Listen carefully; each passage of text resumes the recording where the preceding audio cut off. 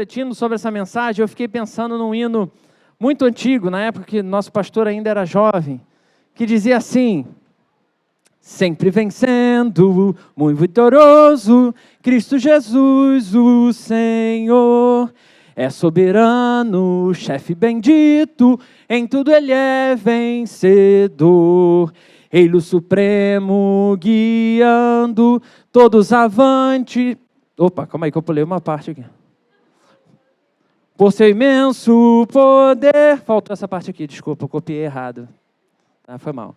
Todos avantes, pois crentes, todos lutar e vencer. Não é dos fortes a vitória, nem dos que correm melhor, mas dos fiéis e sinceros. Muito bem, nota 10. Que seguem junto ao Senhor. E aí é glória, meu irmão. Poxa, viver seguindo sempre vitorioso, sempre vitorioso, sempre vitorioso, é bom demais. Ou vai dizer que você não fica feliz quando vence? Nada contra meus irmãos tricolores aí, Deus os abençoe. E que coisa incrível seguir avançando, sempre vencendo, sempre para frente. Mas muitas vezes, quando a gente olha para a nossa vida, muitas vezes, apesar de contemplarmos o agir de Deus na nossa história, fica aquela impressão de que está faltando alguma coisa. Ou até mais além, fica a impressão de que no fundo, você é o Joseph Klimber. Não sei se você conhece, depois vocês podem pesquisar e o Google está aí para ajudar a gente. Pois tem momentos, irmãos, que me parece que, quando eu olho para a minha história, eu não estou avançando muito bem, não. Tem momentos em que mesmo grandes homens de Deus, em seus corações, param e se questionam se eles são servos eleitos do Senhor, porque tem momentos que, olhando para a nossa história, não vai ficar evidente nenhum avanço. E aí surgem aquelas perguntas trágicas. Será que eu sou crente mesmo? Será que eu sou realmente um eleito do Senhor? Será que eu entendi certo o que aconteceu? Será que tudo aquilo que eu comecei a viver realmente era uma ilusão? Ou é algo que Deus simplesmente parou de fazer? E são em circunstâncias assim que nós somos conduzidos mais uma vez pela boa e poderosa mão do Senhor para voltarmos os nossos olhos para a sua palavra. Pois não é dos fortes a vitória, nem dos que correm melhor, graças a Deus por isso, mas dos fiéis e sinceros que seguem junto ao Senhor. E eu te convido a voltar os seus olhos para as Escrituras Sagradas, segunda carta de Paulo aos Coríntios, capítulo 5, versículos 14 ao 17. Também vai estar aqui, mas se você puder abrir, te peço para manter aberto aí na sua Bíblia, no seu celular.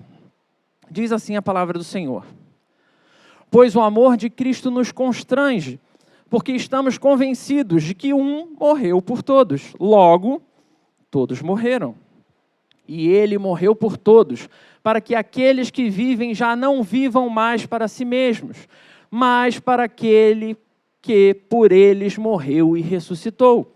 De modo que, de agora em diante, a ninguém mais consideramos do ponto de vista humano, ainda que antes tenhamos considerado a Cristo dessa forma. Agora já não o consideramos assim. Portanto, você pode ler junto comigo? Se alguém está em Cristo, é nova criação. As coisas antigas já passaram, eis que surgiram coisas novas. Primeiro, a gente precisa contextualizar um pouquinho essa carta, para a gente entender exatamente o que Paulo está falando aqui. O apóstolo Paulo está escrevendo para a igreja de Corinto, abordando questões relacionadas à sua autoridade apostólica, a reconciliação com Deus através de Cristo e a vida cristã num contexto de um mundo hostil, com pessoas que começam a perseguir os primeiros cristãos. Nessa carta, fica claro que, embora Paulo tivesse participado, sim, da plantação e dos ensinos doutrinários lá dessa igreja de Corinto, com seu afastamento, novos líderes surgiram. E com esses novos líderes, alguns ensinos que eram danosos à igreja. Mas, para esses ensinos danosos realmente fazerem um sentido, eles precisavam primeiro destruir o ensino saudável que estava ali. E eles foram minando as lideranças que eram fiéis ao ensino de Paulo. Até que chega um momento que só minar a liderança não era o suficiente. Eles precisavam atacar a própria imagem de Paulo. E eles começam a fazer isso, insinuando que ele visava enriquecimento próprio, insinuando que Paulo tinha se tornado um velho louco. Era um cara que já tinha se perdido no caminho. E outras muitas coisas muito ruins sobre ele. Tudo em prol de ensinos que exigiam dos novos cristãos também se tornarem judeus. Algo que Paulo refutava abertamente. Então, nos versículos que precedem a leitura que a gente fez aqui, no início do capítulo 5 até aqui, Paulo começa expressando o temor do Senhor, o que indica a seriedade do assunto que ele está prestes a abordar. Ele argumenta que o conhecimento do temor do Senhor era o que o motivava, é o que o persuadia a viver uma vida apontando para todos a verdade do Evangelho, independente de quem a pessoa era. Dito isso, ele passa a defender então a sua própria integridade e o seu próprio ministério, destacando que ele não se elogia quando ele fala do que ele já fez, quando ele conta da história dele. O que ele está fazendo é mostrar aos seus irmãos lá da igreja de Corinto que eles têm motivos para se orgulhar no Senhor, da obra que o Senhor fazia através da vida de Paulo. Para que, enquanto irmãos em Cristo, pudessem confrontar aqueles que se gloriam na aparência exterior e não no coração, como a gente vê aí no versículo 13, se não me engano. Aqueles que exigem uma obediência à lei que já foi cumprida em Cristo, que não faz mais sentido, pois símbolos e ritos que eram usados no passado não mais fazem sentido quando, uma vez que a gente já conheceu a pessoa de Jesus Cristo já veio, já morreu, já ressuscitou, já está pago. Então, para Paulo, as pessoas que defendiam essa vida pregressa, judaizante, só podiam estar vivendo um evangelho para se gloriarem nos seus próprios feitos, e não no que verdadeiramente tinham sido chamados a viver, revelando assim as corrupções dos seus próprios corações. E aí a gente chega ao nosso texto que nos levará a refletir nessa manhã sobre o tema. Preparado para anotar, para conversar no seu núcleo? Tema: nova criatura. Como avançar? Nova criatura, como avançar? Nosso texto já começa direto falando sobre isso. Versículos 14 e 15. Pois o amor de Cristo nos constrange, porque estamos convencidos de que um morreu por todos, logo todos morreram. 15. E ele morreu para todos, para que aqueles que vivem já não vivam mais para si mesmos, mas para aquele que por eles morreu e ressuscitou. Aqui, Paulo explica a motivação fundamental por trás de todo o seu ministério. O amor de Cristo que o constrangia continuamente. Ele entende que o Cristo que morreu por todos e aqueles que estão em Cristo devem viver não para si mesmos, mas para aquele que deu a vida por eles. Eles precisam viver para Cristo. Então a vida não tinha mais relação com as necessidades de sacrifícios, aquelas exigências que eram feitas antes, porque o verdadeiro sacrifício já foi feito.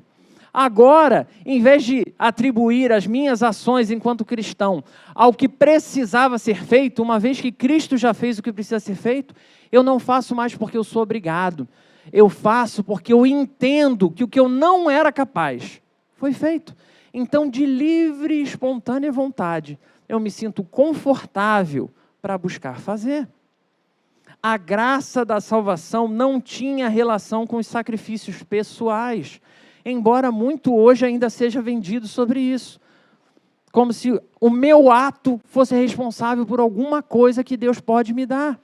Não eram as ações dos nossos irmãos lá de Corinto, que em suas abstenções ou nas suas buscas, que fariam com que eles fossem mais salvos, ou menos no caso de não estar fazendo certo. A única coisa que poderia dar a salvação, a única coisa que poderia promover a salvação é uma palavra: graça. E essa graça tinha sido derramada sobre eles. Então precisavam viver uma vida que revelasse essa graça, não só enquanto pessoa, mas mostrando para todos ao redor o que aconteceu dentro dele, ou dentro dela. Não porque eram obrigados a viver assim, mas vivendo assim em amor, o que torna tudo muito mais desafiador. Porque percebem o tamanho e a excelência do que eles receberam, sem merecer. No versículo 16, então, Paulo ressalta que, da perspectiva cristã, não conhecemos mais as pessoas segundo a carne, mas sim segundo Cristo. E aí, para tudo. Como diz um presbítero dessa casa, que inclusive está caminhando nesse momento, aí esquece. Esquece. O que implicaria em uma mudança radical na maneira como vemos a nós mesmos. Mas não só isso, na maneira como nós olhamos para as outras pessoas. Porque agora nós somos novas criaturas em Cristo. Então, melhor do que eu olhar para alguém condenando, e olha lá, ó, aquele ali, ó, velho homem purinho. Aquele ali, atribulado, né? Usando a gíria gospel, atribulado aquele ali. É a gente entender realmente quem nós somos e o quão dependente desse Deus nós somos. Se recebemos graça, precisamos ter esse mesmo olhar de graça. Eu acho que com o calorão que está lá fora, ao ponto de eu estar suando aqui mesmo com o ar-condicionado, nesse momento o melhor exemplo seria de quando a gente vai para a praia e toma muito, muito sol. Não sei quem curte uma praia aí. Sábado que vem, se tudo der certo, a gente vai ter a praia depois de subir e descer a trilha, né? Então vai ser incrível. O sol está garantido. Então, até segunda ordem aí, a meteorologia já afirmou que vai ter sol. Então, seguimos em oração. E aí você pegou aquele solzão, e aí se divertiu, voltou para sua casa, a pele tinindo, aquele bronze maravilhoso. Mas a pele começa a descascar. Porque apesar de amarmos aquela corzinha ali mais dourada, achando que é um frango assado, ele não é nada além de uma lesão que acontece na nossa pele. É fruto de uma lesão que acontece na pele. E de maneira contínua, sem que a gente precise fazer absolutamente nada. Nada para promover aí resposta de maneira consciente. Nossa pele vai se regenerando aos poucos. Por isso que a gente começa a descamar. Por isso que a gente começa a descascar. Paulo aqui está explicando para seus irmãos de Corinto que essa mesma regeneração é necessária na vida como um todo. Regeneração que é uma obra sobrenatural do Espírito Santo na vida do crente, resultando em uma transformação interior completa. Isso implica uma mudança radical no coração e na mente do indivíduo, capacitando-o a viver uma vida de piedade e obediência a Deus. E isso de maneira gradual e contínua. Não é aquela coisa, você entrou aqui um pilantra safado, estalou, glória a Deus, saiu daqui um homem abençoado que abençoa todo mundo. Pode acontecer? Pode, mas de novo, raridade completa. Assim como a pele, que a gente estava falando aí do bronzeado, não é brutalmente substituída. Estamos falando de uma obra muito mais profunda de transformação do nosso ser. Uma obra que transforma tudo que somos, tudo que acreditamos. Estamos falando de um avanço que nem sempre vai ficar claro. Ou vai dizer que você consegue perceber que a sua pele ali está... Ih, ó, esse pedaço aqui está 0,2 milímetros mais avançado. Mas que infidelidade à própria palavra de Deus podemos afirmar que continua acontecendo na vida de todos os crentes. Passo a passo, dia a dia. Então chegamos ao versículo 17, onde o apóstolo concluiu, enfatizando que se alguém está em Cristo é uma nova criação. As coisas antigas passaram e tudo se tornou novo. Isso aponta para a transformação completa que ocorre na vida daqueles que estão unidos a Cristo através da fé. Então, voltando ao nosso bronzeado natural, isso ficou na minha cabeça, já deu para perceber. Se você tomou sol e se queimou, eu acho que Deus deu finalmente um verão com cara de verão absoluto de Rio de Janeiro, né? Esse ano Deus assim trabalhou dobrado, porque o sol caprichou. Então, voltando ao nosso bronzeado natural. Se você tomou sol, se você se queimou, o corpo vai dar um jeito de curar a bagaça que você construiu aí. Independente de você querer ou não. Se você continuar se queimando, se você continuar indo para o sol, mesmo com a sua pele irritada, o que vai acontecer? Você vai continuar se lesionando e vai levar muito mais tempo para ser curado daquilo ali. Mas seu corpo continuará se esforçando para curar você, apesar de toda a sua negligência. Assim também, irmãos, é como acontece a obra divina no nosso coração. A obra de regeneração vai acontecendo devagarzinho, mesmo quando você escolhe tudo errado. Pois esse tipo de obra não pode ser parada por nenhum poder, nem a sua vontade. Ela é uma obra contínua. É uma obra garantida pela palavra do próprio Deus. Então, entender essa nova vida que nos está proposta no versículo 17 é extremamente desafiador, porque Deus vai cumprir. Mas e eu? Porque, embora seja uma transformação contínua, imparável, ela ainda tem uma característica surpreendente. Pois, como o versículo 17 nos apresenta, essa regeneração é também uma obra instantânea, ocorrendo no momento da conversão, apesar de também ser esse processo contínuo, de crescimento na graça ao longo da vida cristã. A regeneração não apenas muda a natureza do crente, mas também começa a produzir frutos visíveis em sua vida, como amor por Deus, desejo de santidade, disposição para obedecer às instruções das próprias Escrituras Sagradas. E isso não nos impedirá de repetidamente nos expormos ao sol. Mas certamente nos remeterá à compreensão de que é possível buscar por horários melhores para ir para o sol. Certamente vai começar a soar o alerta de que eu preciso usar um filtro solar. Preciso me proteger. Pois algo sempre precisa ser aprendido. Mesmo que não fique claro.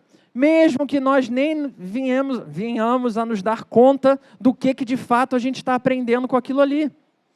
Algo mudou. Alguma coisa muda na nossa vida e na nossa história. E esse algo que muda é essencialmente o nosso coração.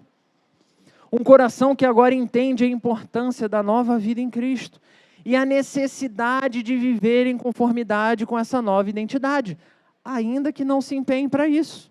Um coração que entende a soberania e a graça de Deus na salvação e a responsabilidade que passou a ter agora. Uma vez que entende o que Deus fez, eu também preciso fazer alguma coisa. Eu preciso viver uma vida que glorifique a esse Deus, que mostre que de fato eu estou vivendo uma vida diferente. Mas veja bem, porque quando a gente usa a palavra entende, e eu não sei se você percebeu, eu usei que o coração entende várias vezes, parece que a gente está falando de novo de questões que vão ser claras e conscientes. E a gente vai entender no sentido pleno da palavra. Eu vou compreender que Deus está fazendo uma grande transformação na minha vida. Mas nem sempre vai ser assim. Pois tem sim coisas que serão mudanças perceptíveis, mostrando que o coração foi mudado. Frutos de ações imediatas da regeneração. Mas antes mesmo de qualquer mudança visível, estamos falando de um extraordinário ato regenerador, que é profundo, que é perfeito e que é perpétuo, que vai seguir acontecendo no coração, na velocidade que Deus planejou para cada um de nós. Por mais que você queira acelerar o processo do outro, Deus é quem vai cuidar disso. Um ato que não tem merecimento ou conquista pessoal, um ato livre e espontâneo de Deus em nosso favor. Esse ato pode sim produzir frutos visíveis imediatos, assim como pode permanecer imperceptível por anos, até a pessoa começar a frutificar. Mas o que certamente cada um de nós pode ter certeza absoluta é o que Paulo escreveu em outra das suas cartas, lá aos Filipenses, capítulo 1, versículo 6, que eu imagino que você se lembra, que diz assim: estou convencido de que aquele que começou boa obra em vocês vai completá-la até o dia de Cristo Jesus. Então, meu irmão, minha irmã, pode ter plena certeza, se somos nova criatura, vamos seguir avançando. Mas como avançar? Como avançar em um carro que parece que só tem ré? Como avançar conhecendo a sua vida como você conhece? E aqui que se encontra o ouro para nós. Como que a gente pode aplicar essa carta às nossas vidas? Como esse texto pode ser realmente vivido hoje? E eu quero compartilhar com vocês 6 dicas baseadas nesse trecho das Escrituras. É isso mesmo, né? Se você estava esperando aí, bem reformado, clássico, 3, a gente dobrou o desafio, entendeu? Então, são 6 dicas baseadas nesse trechinho da carta de Paulo aos Coríntios. A primeira dica que esse texto vai deixar para a gente é viver com temor do Senhor. Viver com temor do Senhor. Assim como Paulo, como servos de Jesus Cristo, devemos ter uma reverência profunda por Deus, pela palavra de Deus, reconhecendo a santidade do nosso Senhor, a soberania dele na nossa vida diária, nos nossos atos contínuos. Então, o ponto de partida precisa ser essa vida de reverência. Isso consiste em dedicar tempo, em voltar-se de verdade para a palavra de Deus. É fazer mesmo a criança e o adolescente permanecerem em contínuo contato com a palavra de Deus, porque tem horas para passar no TikTok. 1 minuto, dedica 1 minuto, lê um versículo e vai fazer a diferença na vida. É certo, não é pode fazer a diferença, vai fazer. Mas aí surge um problema. Porque o que vai fazer uma criança, um adolescente ler se ele não vê o pai e a mãe lendo? Vai ler, menino, que você precisa crescer e ser um homem de Deus. Mas se não me vê lendo. Primeiro, qual era o primeiro? Viver com temor do Senhor, buscando mais e mais a sua palavra. Segundo, segunda dica, testemunhar com integridade. Os crentes devem buscar viver vidas íntegras, refletindo o amor de Cristo em suas palavras, em suas ações, de modo que possam ser testemunhas eficazes do Evangelho para todos ao seu redor. Quando eu era criança, eu estava zoando o nosso pastor aqui, mas a gente tem praticamente a mesma idade. Né? Tive o privilégio de algumas vezes ouvir expressões do tipo: fulano é crente, esse aí é crente, pode confiar. Ele falou que vai entregar, então ele vai entregar. Fulana é crente. Se ela prometeu, ela vai cumprir. Onde o evangelho regenerador de vidas e corações ficava evidente na vida dessas pessoas. Mas, infelizmente, a nossa realidade atual é outra completamente diferente. São pessoas que, quando sabem que o outro é crente, falam assim: não tem um não crente para me indicar, não? Onde esse mesmo evangelho que deveria fazer a diferença na vida das pessoas foi reduzido apenas a uma pauta política para dividir bandeiras no período de eleição. Ou ainda, bandeiras ideológicas, reformados versus arminianos, não sei quem versus não sei que lá, para ficar perdendo tempo discutindo nas redes sociais quem vai para o melhor céu. Gente, se eu for para o pior buraco do céu, eu estou feliz da vida. Você acha que você merece algo melhor do que isso? Eu mereci o inferno e vou estar no céu. Quem sou eu para discutir? Porque nada disso é evangelho não, irmãos. Ser uma nova criatura significa um compromisso com o senhorio de Cristo, de tal forma que você se preocupa com a imagem que você passa, porque as pessoas vão ter você como referência de cristão, ou pelo menos elas deveriam saber que você é cristão. pois você é um representante de Cristo aqui. Só para deixar claro, sabe aquela frase? Não me importa o que me julguem, Deus conhece o meu coração. Então, assim, quero te deixar triste não. O problema é que Deus sonda mesmo o coração, tá? E Ele realmente sabe se você está metendo uma desculpa, está metendo um migué aí para enganar alguém.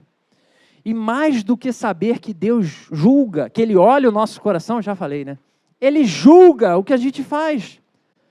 E é verdade, irmãos, a palavra de Deus diz que o nosso Deus justifica muitas das nossas obras pelo sangue de Jesus Cristo.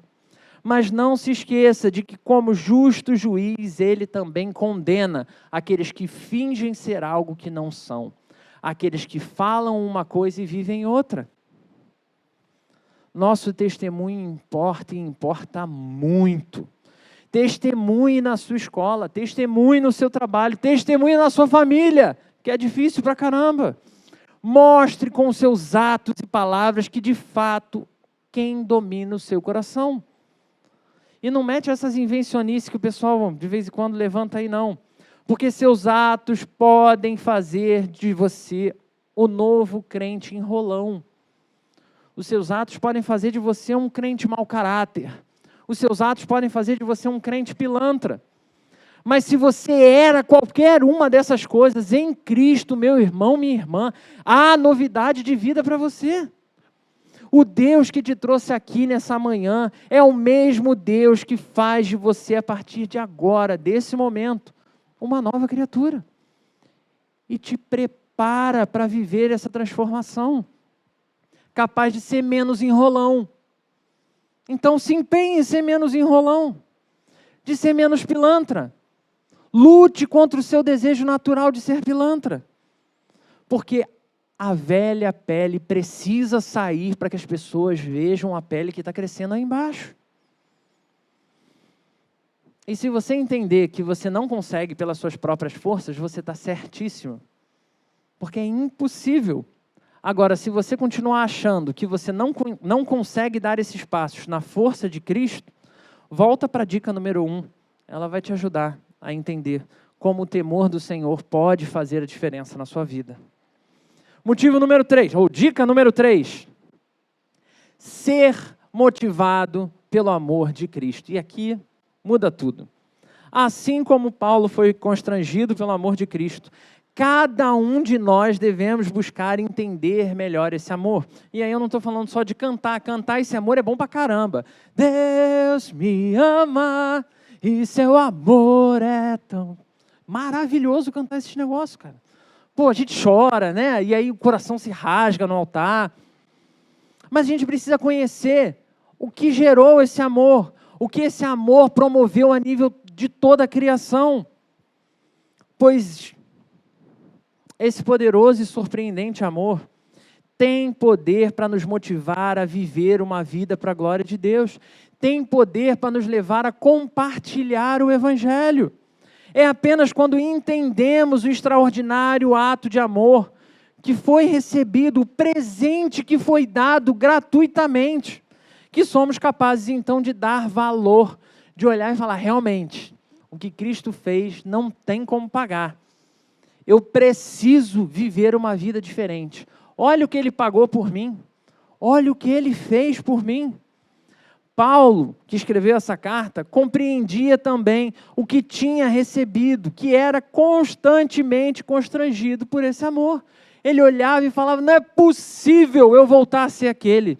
Não é possível eu permitir o Evangelho ser esvaziado. Não é possível eu viver uma vida sem fazer diferença. Nem na minha própria história, nem na história dos outros. E aí eu preciso te perguntar, o quão constrangido você tem se sentido pelo amor de Deus? Porque se você não tem se sentido constrangido, alguma coisa está muito errada na sua vida. Não é merecimento, é graça, é algo tão grande, tão incrível, que tem que nos constranger. Porque eu vejo muitas pessoas achando que já fazem demais por Deus. E isso, meu irmão, minha irmã, acaba acontecendo o tempo todo. Quando a gente olha lá para fora, isso é quase que um fato, né? O mundo está terrível. Então, se a pessoa compra alguma coisinha no sinal, ela acha que ela está fazendo um bem-estar social. Se a pessoa tem uma sacolinha de lixo no carro e não joga o lixo pela janela, ela acha que ela cuidou da natureza. E, de fato, são iniciativas importantes, mas são muito pouco. Então, esse senso de estar compreendendo, de estar fazendo tudo certinho, acontece porque o crivo está lá embaixo. Quando todos à nossa volta são péssimos, é mole parecer alguma coisa. É mole. Quando todo mundo é horrível, ruim, mas ruim mesmo, você sai, sim, enche o peito e fala, eu sou o melhor da minha turma. Aí minha turma é a pior da escola. E é aqui que mora o perigo do evangelho autocentrado. O nosso crivo precisa ser o mesmo crivo que era o crivo de Paulo. Qual era o crivo de Paulo? Jesus Cristo, o próprio Deus encarnado. O amor que ele demonstrou com seus ensinos, com as suas ações e com a sua entrega sacrificial. Então, seja motivado pelo amor de Cristo. E eu duvido que motivado pelo amor dele, você vai se sentir melhor do que alguém. Porque não tem a ver com o outro fazer algo para merecer o seu cuidado ou o seu carinho. Não tem a ver com os seus méritos e suas vontades. Tem a ver com a compreensão do amor do Senhor. Dica número 4. Viver ativamente como novas criaturas em Cristo. Os crentes devem entender que em Cristo eles são novas criações. E isso implica em uma mudança radical na forma como a gente vai viver a nossa história. Precisamos urgentemente, irmãos, abandonar práticas e atitudes antigas que não estejam alinhadas com a vontade de Deus, para então buscar viver em conformidade com a sua nova identidade em Cristo.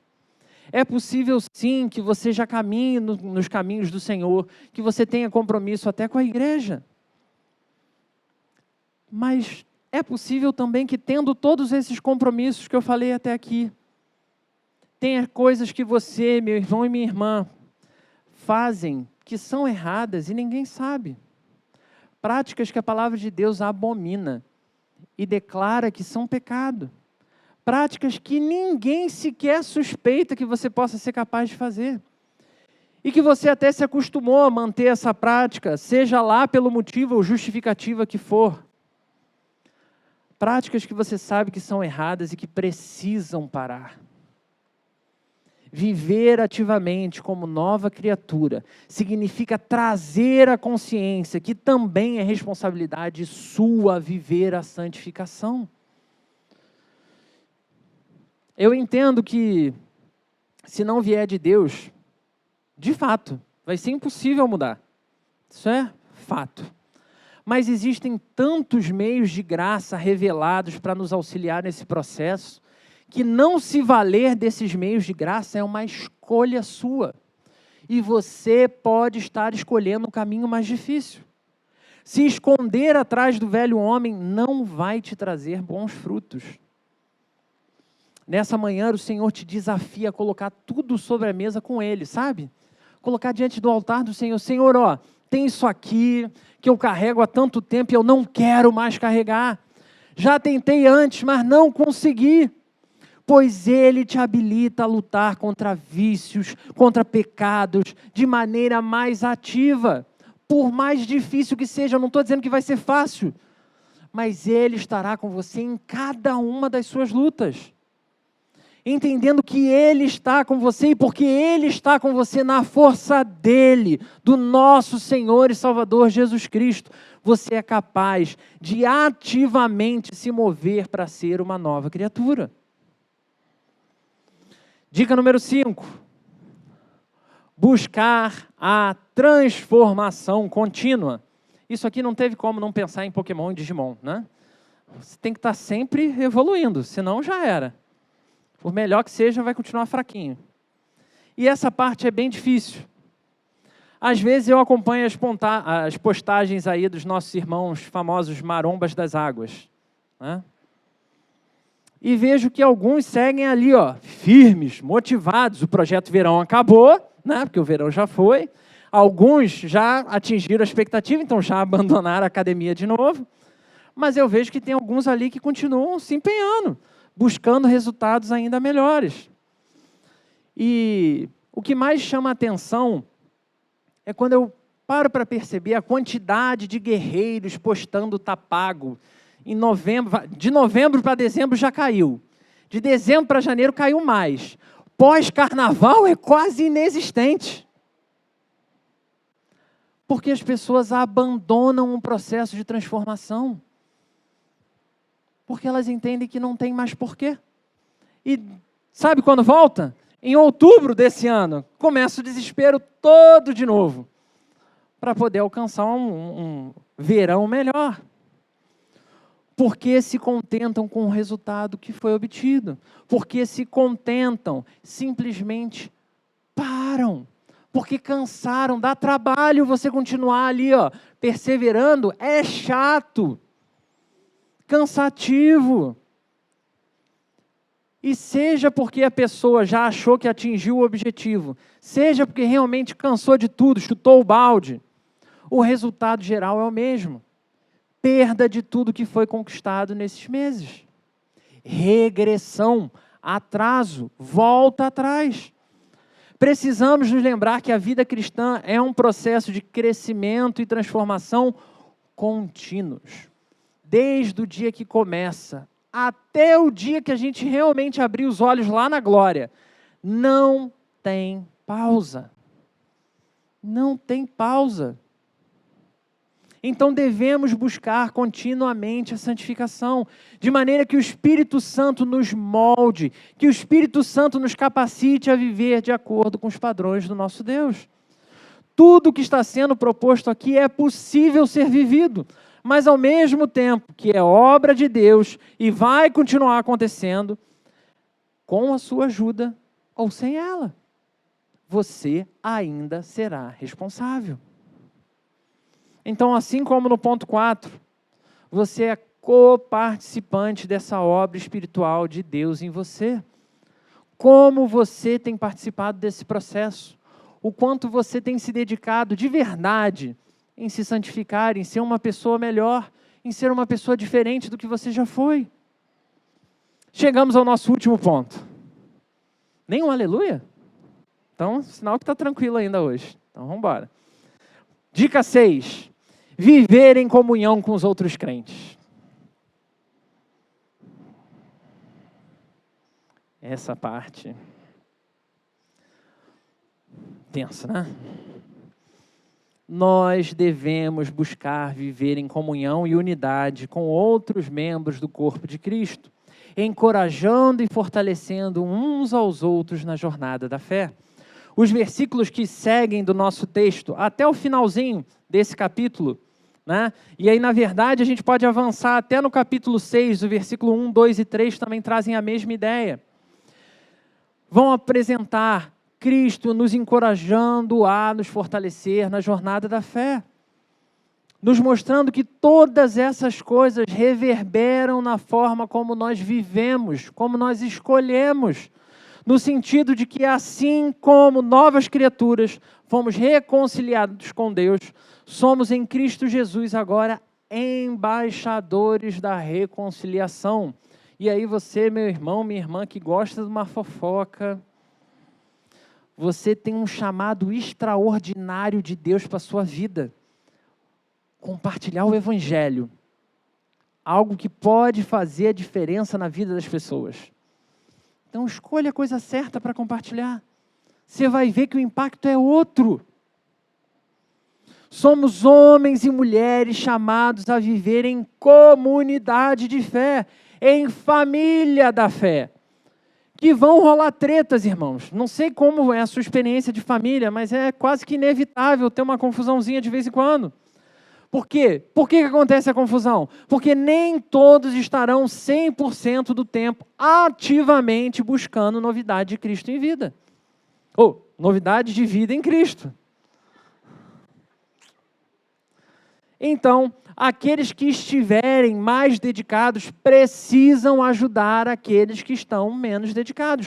Não para dar lição de moral, mas no sentido de ser suporte mesmo. Vem cá, eu sei o que você está passando, eu tive nesse lugar, eu posso te ajudar.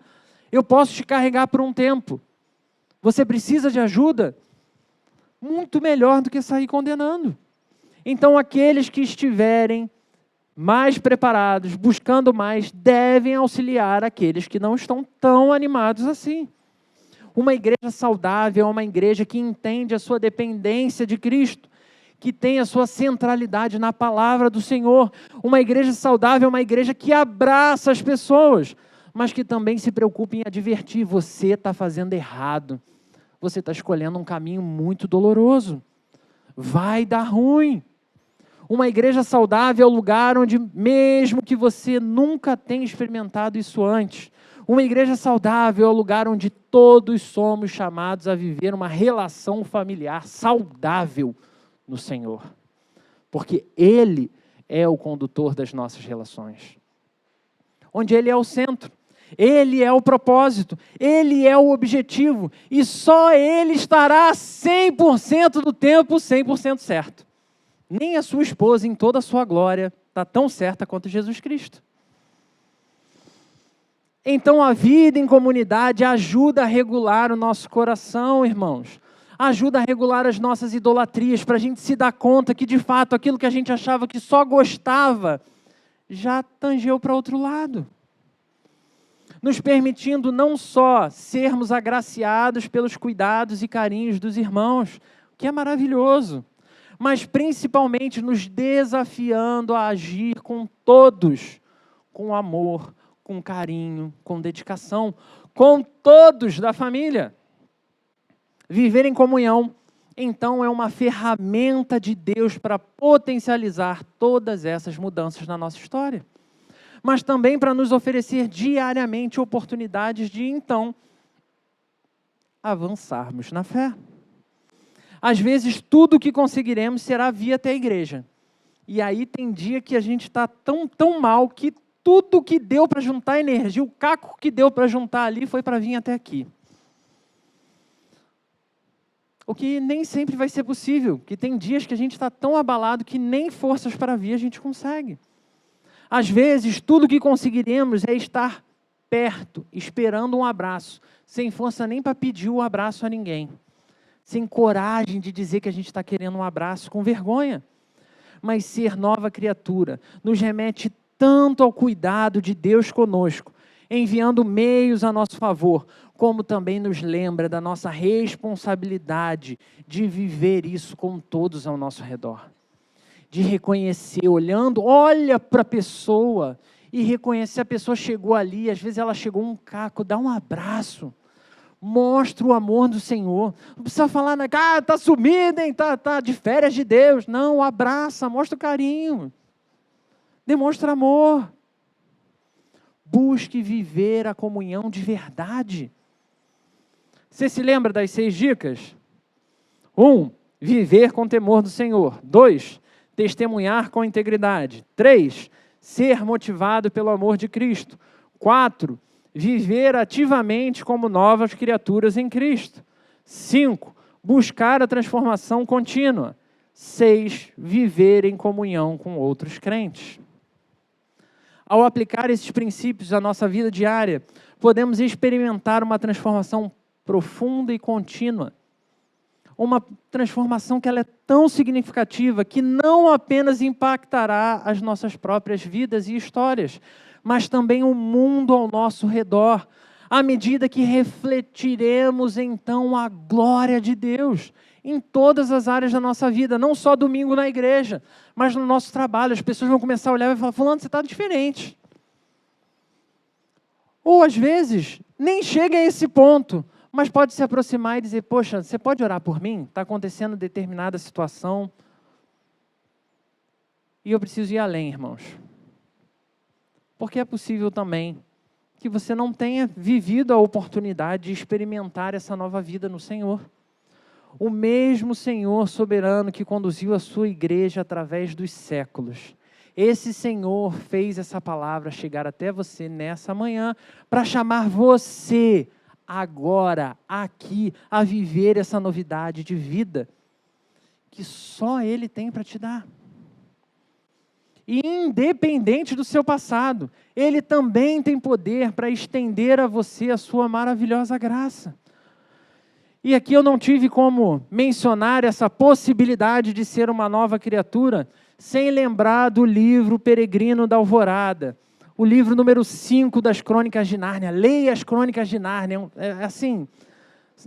é uma literatura espetacular. Nesse livro, nós conhecemos a história de um menino chamado Eustáquio.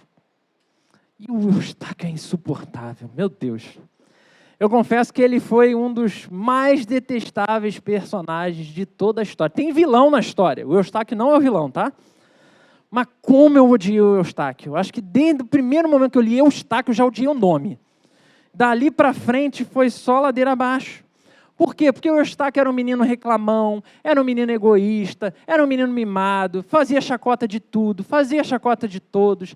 Ele era o típico chato hardcore, sabe? Então Eustáquio é levado para Nárnia. E lá, já em Nárnia, vendo todas as maravilhas de Nárnia, seguindo os anseios do próprio coração, ele acaba transformado em um dragão, porque tentou roubar lá o tesouro do dragão. E aí ele é transformado em dragão. E por mais que ele tentasse se livrar daquele estigma, ele era completamente incapaz de se livrar daquilo. O bracelete que tinha transformado ele em dragão não saía dele. Então aquela pele, aquela aparência, aquele tamanho, aquela coisa toda que assustava todo mundo, não saía. Agora era quem ele era. Era quase como se o interior do Eustáquio tivesse se tornado visível para todas as pessoas. E tinha horas, irmãos, que a angústia era tanta que ele tentava até arrancar a própria pele para tentar ser diferente, para não ser mais aquele monstro. Mas ele se feria, se machucava e nada acontecia, exatamente como acontece conosco quando a gente tenta mudar sozinho. Mas diante do grande Senhor de Nárnia, o leão Aslan, ele encontrou então a verdadeira libertação. Com as suas poderosas garras, o leão se aproxima dele e fere a pele dele, porque dói deixar de ser o que a gente era, dói abandonar o nosso pecado, dói deixar para trás o que a gente já foi, é difícil. E o leão fere o Eustáquio e expõe as fraquezas dele, e ele sangra. Mas nas palavras do próprio personagem Eustáquio, ele diz assim no livro: a princípio ardeu muito, mas em seguida foi uma delícia. Ser uma nova criatura pode sim arder no início, mas certamente te permitirá sentir completa novidade de vida em Cristo. E essa vida vai ser uma delícia, meu irmão, minha irmã. Não importa se você se tornou um monstro, fruto das suas escolhas passadas. Não importa que você se tornou um monstro, fruto do que os outros fizeram com você. Não importa o quão monstruosa a sua vida foi até aqui. Não importa nem mesmo se você já não se olha mais como monstro, já acostumou com aquela aparência. Se você se incomoda com o que você se tornou, Deus tem novidade de vida para você. Deus tem novidade de vida para todos nós.